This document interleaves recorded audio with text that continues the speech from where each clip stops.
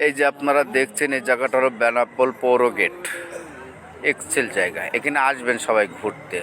অনেক সুন্দর জায়গা, অনেক সুন্দর জায়গা। এই দেখেন পাশে একটা বড় আম বাগান আছে, অন্ধকার ঘুটঘুটে অন্ধকার আম বাগানটা। হ্যাঁ, চাইলে ওইখান থেকে আপনারা ঘুরে আসবেন। অবশ্যই একা আসবেন না, আসবেন গার্লফ্রেন্ড টার্লফ্রেন্ড নিয়ে আসবেন।